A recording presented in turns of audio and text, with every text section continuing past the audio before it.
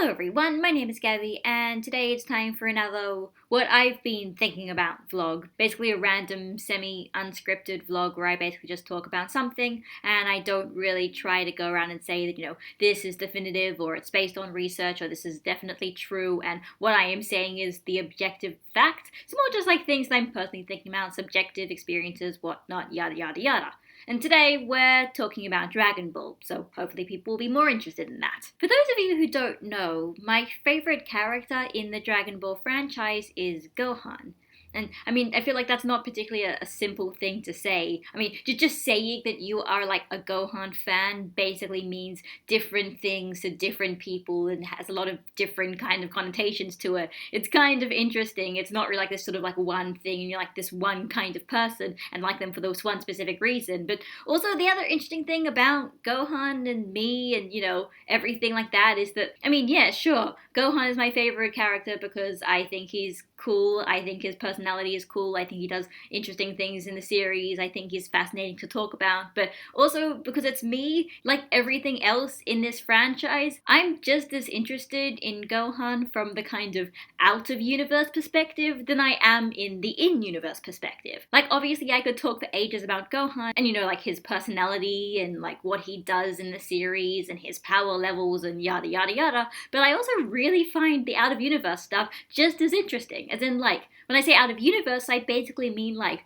Gohan's role in the wider Dragon Ball franchise. Kind of sort of like what he means, what he represents, how the story uses him, how different aspects of the franchise use him, and what he means to the audience. Because one of the things I find most interesting about Gohan, like in general, one of the things about Gohan which I find so interesting to talk about is basically like the way that Gohan was used in the franchise, in the way that sort of Gohan was used as sort of like the kid character in this story full of adults, and they sort of used that as a sort of way to make Gohan this kind of like eye level for the audience, this sort of like much more sort of relatable character who felt much more like a grounded in reality, and to the point that a lot of audiences felt like they were kind of sort of like seeing themselves in Gohan, and it kind of got to the point that basically Gohan was sort of a very efficient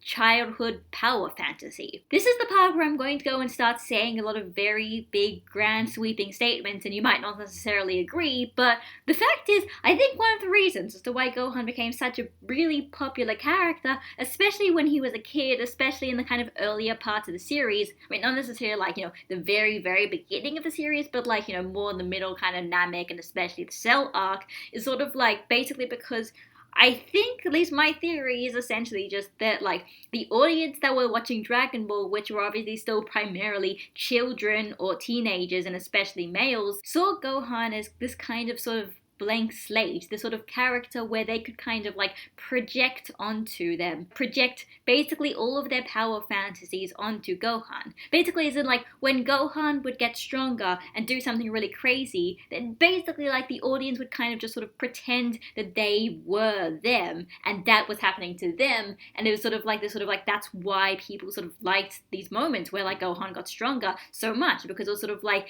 you could kind of like feasibly pretend that it wasn't just like this fictional character, that it was you. And when I'm saying all this stuff, I'm not trying to say that there's anything wrong with this. Like, people shouldn't be projecting power fantasies onto fictional characters. Like, this is unhealthy or something like that. Like, I don't think that's the case. I think it's just kind of basically a natural part of human instinct. I think it kind of makes total sense. I think there's no point in trying to be ashamed of it. But I think it is a very fascinating reason for particularly liking a character and particularly thinking like, that character's your favorite or something like that.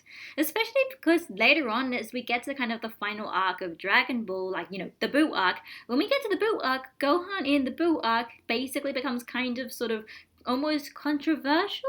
I mean, if you're looking around at sort of Dragon Ball fan discussion, you really can't go far without somebody mentioning something about how Gohan in the Buu arc was a real disappointment, or he was terrible and they basically ruined him. The Buu arc ruined Gohan or something, as opposed to everything else that ruined Gohan later on in the series, I don't know. And it's the kind of thing that I've always just wanted to know sort of why. Why would a character who kind of seemed so popular when he was a child and when he especially like defeated Cell, why would a character like that suddenly just have all these outcries of all these different people basically just saying that his character was ruined? And I mean, I've come up with plenty of answers that may explain it. I mean, one, he grew up. Two, he wasn't as strong as he was beforehand.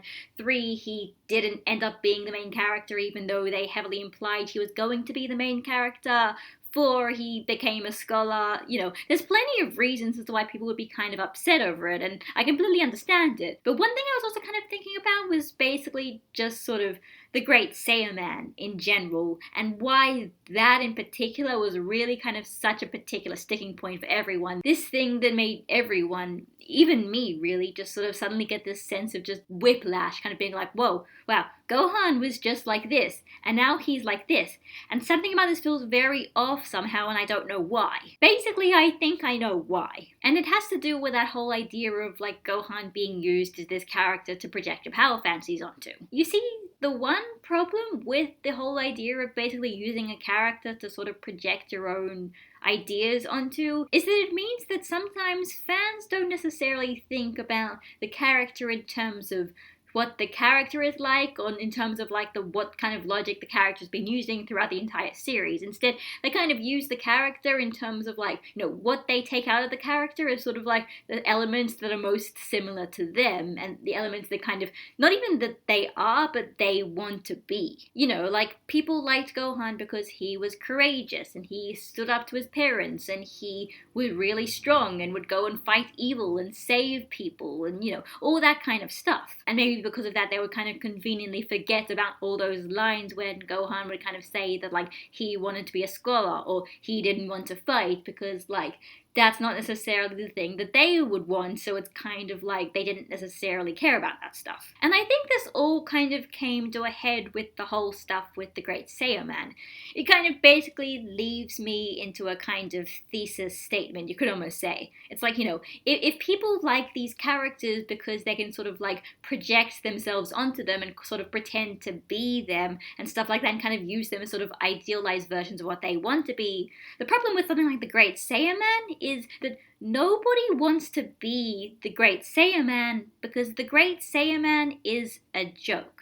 And I'm not even trying to bash on him or try and like say that this is bad or something. That is like a legitimate part of the story. The Great Saiyaman is presented as a joke. I mean, sure, like in universe he's not a literal joke, but basically the point is the way that he's presented in the story, the way the story presents him, it is presented in a very comedic light, to the point that basically nobody really takes him seriously. And the reason why that's important is because that didn't really need to be the case. I mean, if you really just think about the concept of the Great Saiyaman, it's basically Gohan deciding that, hey, he's like one of the strongest things in the universe and crime is happening and he wants to hide his identity, so he's gonna go and dress up as a costumed superhero and go fight crime. Like, there's nothing about that that inherently says that that needs to be comedic, that, the outfit needs to be ridiculous, that everybody needs to think it's ridiculous. They could have totally presented it in a way where it's just like, that happens, the Great Saiyaman happens, but the Great Saiyaman is kind of cool because even if he is wearing a goofy outfit, he's still really strong, and everyone kind of respects him for that, and everyone kind of appreciates him for that. But that's not the case. Within the logic of the universe itself, basically everybody thinks that the Great Saiyaman is pretty much ridiculous. They think the costume looks goofy and the posing is all completely over the top and it's really obvious as to who it actually is, and he's not really doing a good job of hiding his identity if they actually know who he is in real life. Basically everyone in the story says that, from like Kid Trunks to like the criminals that Gohan is actually trying to fight, to like the cute girl that everyone wants to impress, or at least the Gohan kind of sort of wants to impress. Like, everyone thinks he looks ridiculous, and when they try to explain this to Gohan, Gohan doesn't seem to really get it, which makes the joke go even further, because at that point it just becomes a whole like sense of just him being really ignorant. That's what makes it even more funny. The only characters in universe besides Gohan that don't seem to think that the Great Saiyaman is ridiculous are like Bulma, who made the suit in the first place, and like Goten. And like Goten is his younger brother and would probably basically think that anything that his older brother does is cool, because that's generally how siblings kind of work. So if you bring that back to the whole stuff about how the audience would tend to use Gohan's character, that they could basically insert themselves into the world by pretending to be Gohan, that's like, oh, sure, like audiences would love to pretend that they could be like the strongest thing in the universe and beat Cell and save the world. Does the audience really want to pretend that they're not just that they're a superhero, but they're a superhero that most of the world thinks is kind of a joke?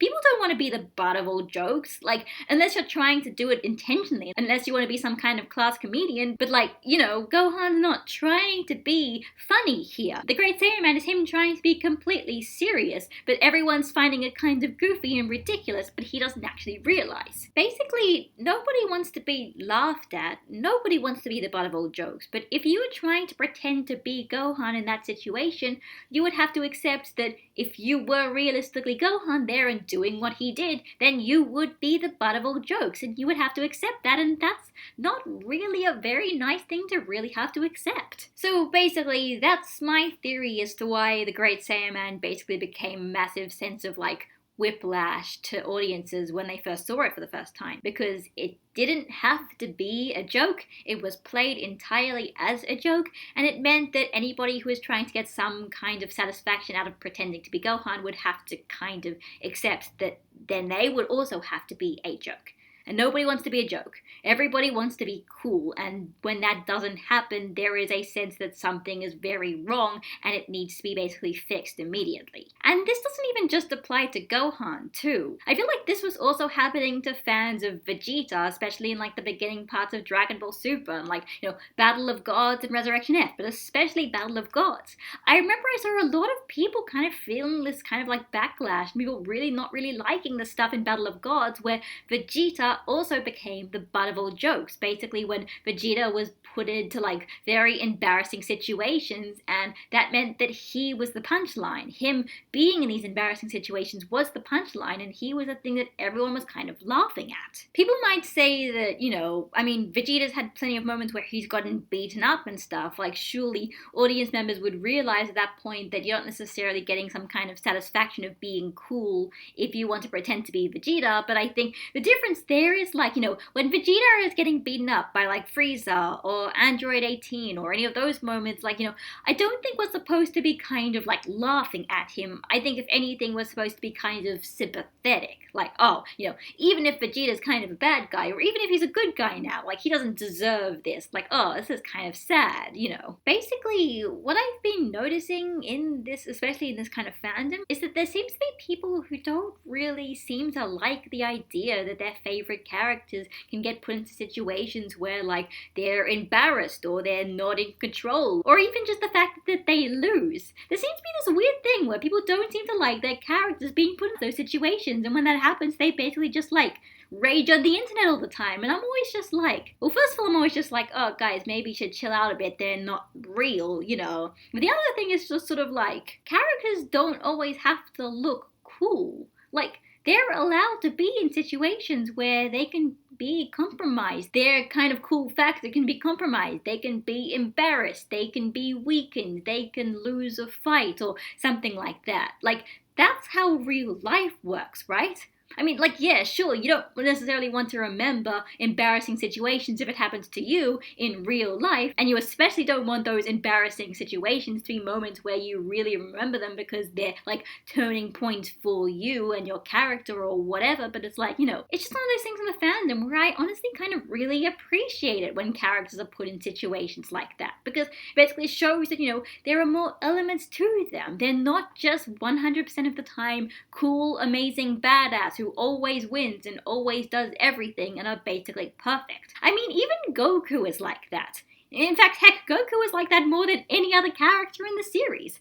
Yeah, sure, Goku basically wins most fights, I guess, and Goku's always the hero who pretty much shows up at the end, but Goku gets into embarrassing situations where he gets embarrassed or where people get embarrassed of him so many times. That's almost another crucial element of his character. And I think it's in fact those moments that are the moments that I honestly sometimes appreciate the most. Those moments where the characters aren't in control, where they're in embarrassing situations situations where everybody else think in universe that they're embarrassments, because it makes you remember that, like, they're not you. They're not idealized. They're not the things that do everything that you want to be and have none of the bad parts. Like, they can still have the bad parts, and that makes them feel much more like their own characters. It makes them feel really complete and honestly just far more interesting to talk about. So yeah, Goku is dumb and naive sometimes. Vegeta sometimes tends to get overconfident and then gets his ass kicked by the new enemy because he thinks he's number one. Gohan is sometimes, in terms of his power, kind of mediocre. These are kind of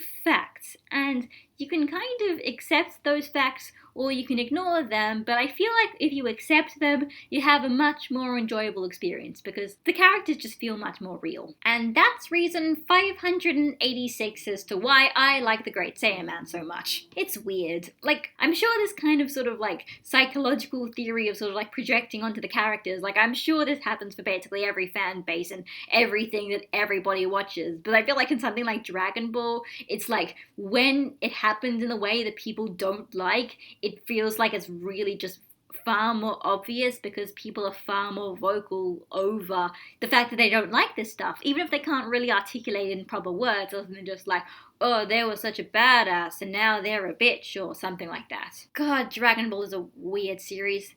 I don't even know why I'm here half the time. I could be talking about anything else, but somehow, something about this series, not even just about the series, but just the way that people see the series, it's just something I could just talk about for hours and hours on end. So once again, no kind of final point here, just kind of thoughts. These are my thoughts. This is what I think about the fandom and Dragon Ball Z and characters and why I like the Great Saiyaman and yada yada yada, and yeah. I talk way too much about this series, but people seem to like it, so I'm glad. I hope you guys enjoyed this video too.